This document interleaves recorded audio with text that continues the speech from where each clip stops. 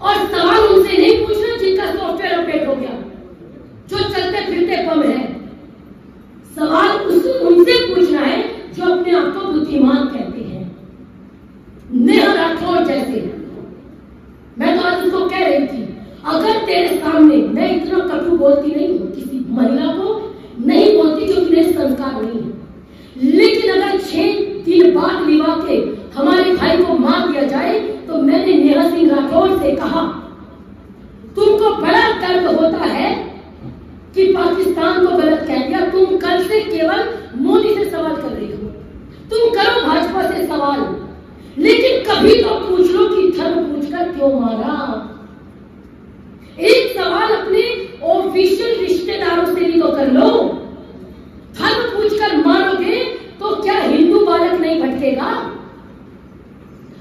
हमने अगर पूछ लिया, भाई आपका धर्म क्या है, भाई दुकानदार है, अब हम तो वो लोग हैं जो AK-47 के सामने भी सीना तान के कहते हैं हाँ हम हिंदू हैं, हाँ हमारे यहाँ चलो बोली, क्योंकि स्वामी श्रद्धानंद की संतानें हैं, हम नहीं डरते। और भाई तुम तो पेट पे लात लगने के डर से नाम बदल के दुकानें चलाते हो, चलाते हैं कि नहीं चलाते हैं? तुम तो वो लोग हो। अगर हम धर्म पूछ ले, 2 दुकानदारों से पूछ लो, 2 राय आप कैंसिल कर दो कि मैं आपकी कैब में नहीं जाऊंगी जो क्या फलाने हैं। आप चलते फिरते मानव को हमें क्या पता कब फट जाओ। अपनी सुरक्षा का डर तो सबको है, कब हमसे कलमा न सुनाने पर AK-47 लगा दो तो हम तो आपके साथ नहीं जाएंगे। तो क्या कहा जाएगा? हिंदू आतंकवादी, हिंदू मुस्लिम कर दिया। मुझे याद आती है वो पंक्तियां, हम आ भी करते हैं तो हो जाते हैं बदनाम, वो कत्ल भी करते हैं तो शिकवा नहीं होता, वो कत्ल भी करते हैं तो शिकवा नहीं होता। हम धर्म पूछ के सामान खरीदते हैं। और आज हम सभी ये सुन पा रहे हैं, मेरे मन में जो आक्रोश है, मुझे लगता है वो आम प्रत्येक हिंदू के मन में है। जो महिला घर में केवल भोजन बनाती है उसको किसी से कोई मतलब नहीं, आज वो भी क्रोध में है, क्योंकि वो जानती है कि किसी को माथे का सिंदूर पोंछ के जान बचानी पड़ी, इसलिए वो गुस्से में है। मैं कहती हूँ अगर ये गुस्सा आर्मी वालों की जान जाने पर आया होता तो ये नौबत नहीं आती। उस बुर्के वाली मोहतरमा ने कहा हम पर्यटकों की जान बचाएंगे अपनी जान पे खेल के, लेकिन एक बार भी नहीं कहा कि आर्मी वाले भाइयों का साथ देंगे, कभी नहीं कहती।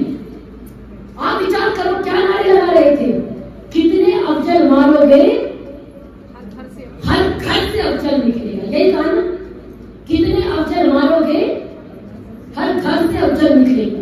और अगर हम कहते हैं देश के गद्दारों को गोली मारो सारों को, गलत कहा कि सही कहा?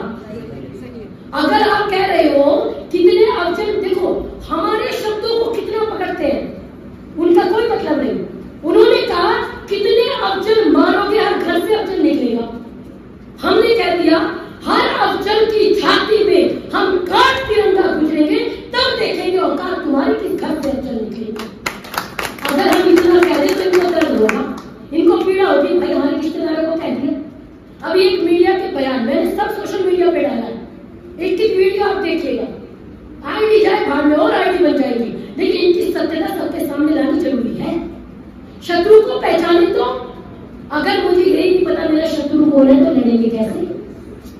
एक व्यक्ति क्या कह रहा है, आप पाकिस्तान के पीछे पड़ जाते हो, आप पाकिस्तान के पीछे पड़ जाते हो, उनको क्यों कहते हो? अभी कुछ झंडे लगाते पाकिस्तान के और कुछ लोग उस पर चल रहे थे, तो कर्नाटक की कुछ टेंटधारी महिलाएं आई और उन्होंने उन झंडों को उठा लिया। नहीं नहीं, इनको आप नहीं कर सकते। और देश में अक्सर कहती हूँ, देश नहीं धर्मशाला बनाते मेरे देश में, हमारे टैक्स का पैसा है, कर जा रहे हैं। एक लड़की, उसका निकाह हुआ है पाकिस्तान में, आ रहे हैं ना आजकल टीवी में बहुत सारे, मैं तो एक का उदाहरण दे रही हूँ।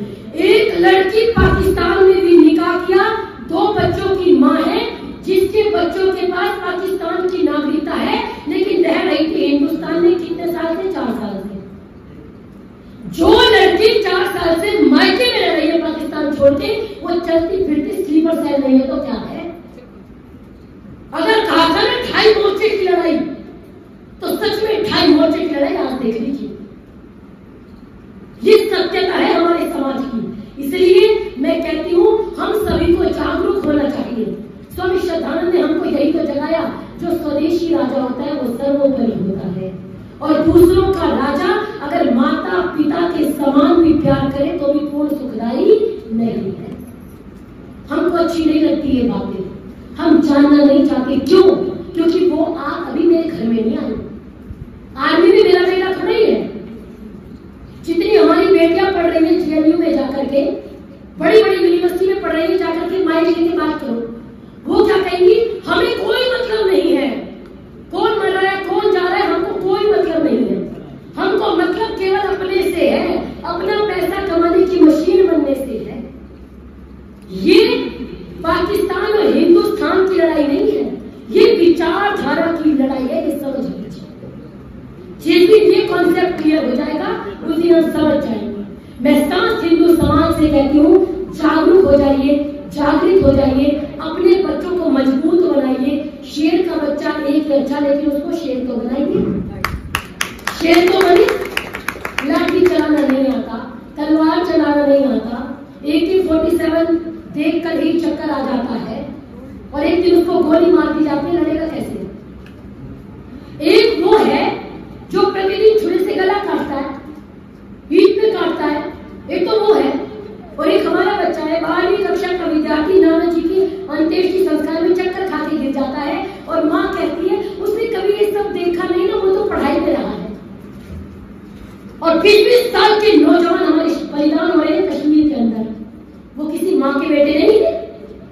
लेफ्टिनेंट के पिता को सुनिए, कितना धैर्य, कितनी शांति, कितना बड़ा कलेजा।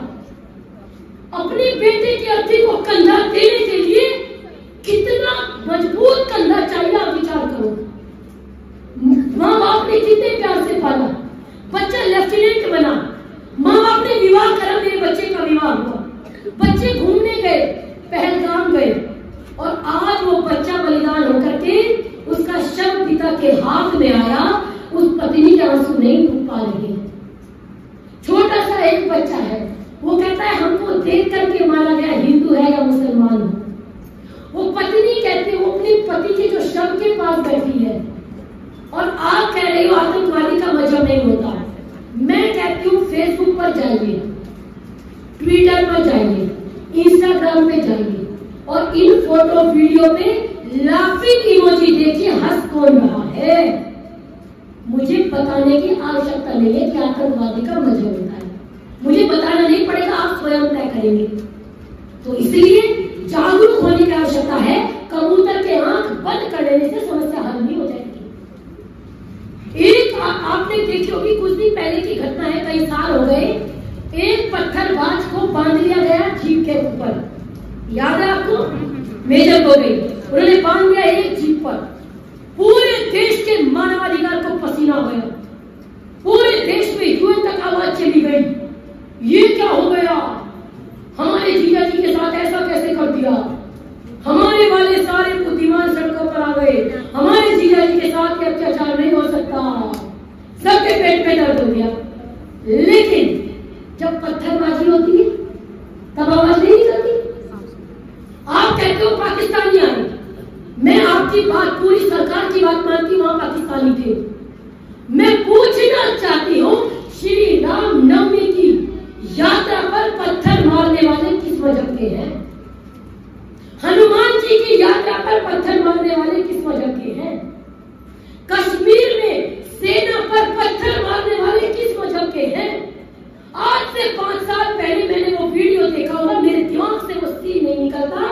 एक फौजी चुनाव करा के मत पेटिका को लेके जा रहा है, और एक तोप कोड़ी का जो फौजी के फूंक मारे तो उठ जाए, वो उस फौजी को लात मारता है, और वो फौजी चुपचाप चला जाता है। वो वीडियो मेरी आंखों से कभी नहीं जाता, मानवाधिकार कभी उस पर संज्ञान नहीं लेता।